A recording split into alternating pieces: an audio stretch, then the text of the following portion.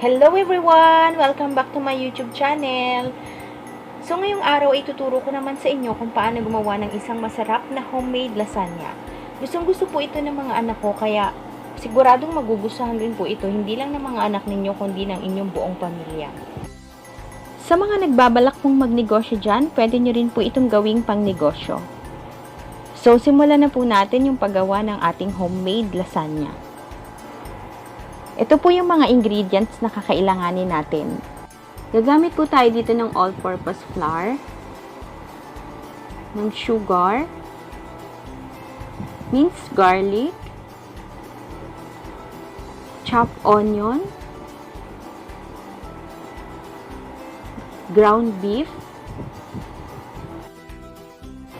yung ating lasagna pasta, tomato paste, yung evaporated milk, Italian seasoning, Quickmelt cheese, mushroom, tomato sauce, and gagamit din po tayo dito ng unsalted butter, cooking oil, salt and pepper, and dried oregano.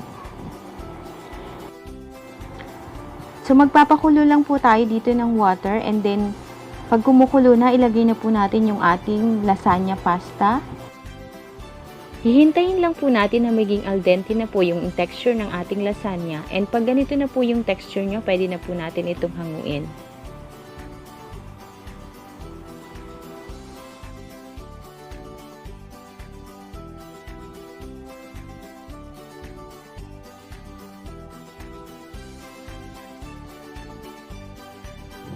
Ngayon naman ay lulutuin na natin yung ating ground beef.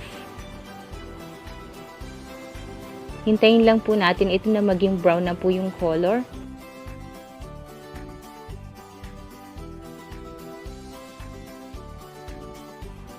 And pag ganito na po yung ating ground beef, ibig sabihin luto na po siya, pwede na po natin itong iset aside. So ngayon ay magluluto naman tayo ng ating meat sauce. So, igisa lang po natin yung ating garlic. And then, pag golden brown na, ilagay na rin po natin yung ating onion. Haluin lang po. And then, after that, ilagay na po natin yung ating ground beef. Haluin lang po natin and maglagay po tayo ng salt and pepper. Depende po sa inyong panlasa. And then, maglagay din po tayo dito ng beef broth cube.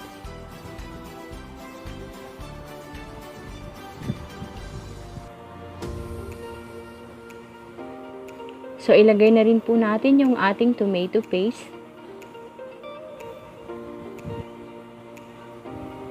And then, hahaluin lang po natin ito. And next po na ilalagay natin dito yung ating tomato sauce.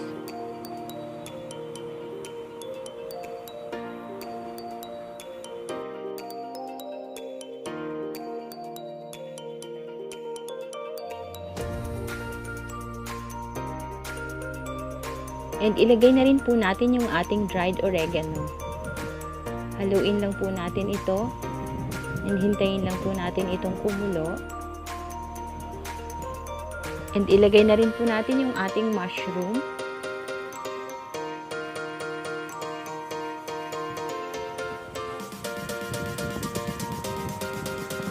Yung ating Italian seasoning.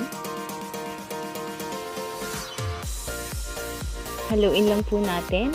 And next po ay yung ating sugar. Depende po yan sa inyong panlasa.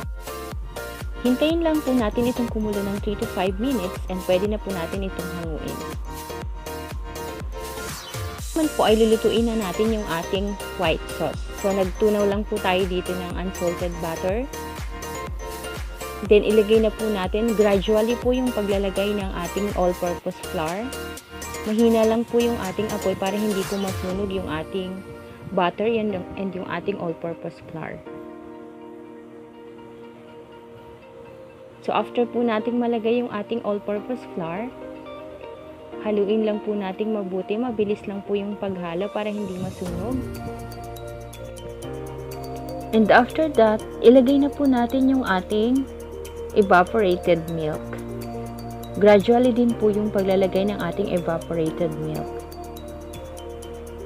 And then haluin lang po natin mabuti, hintayin lang po natin na matunaw po yung ating all-purpose flour.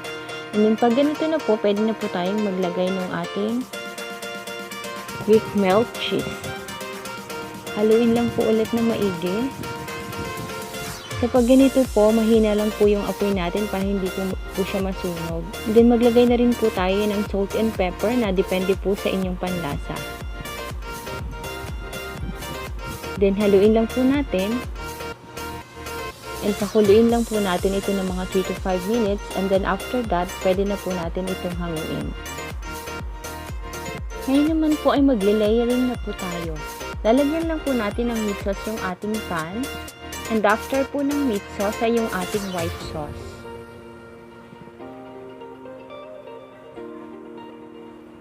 So after po ng white sauce natin, ilagay na po natin dito yung ating lasagna pasta. So after that, lagyan lang po ulit natin ng meat sauce. And then after po ng meat sauce ay yung ating white sauce. So lagyan lang po ulit natin ng pasta and ulitin lang po natin yung procedure natin hanggang sa matapos po yung ating pagli-layer.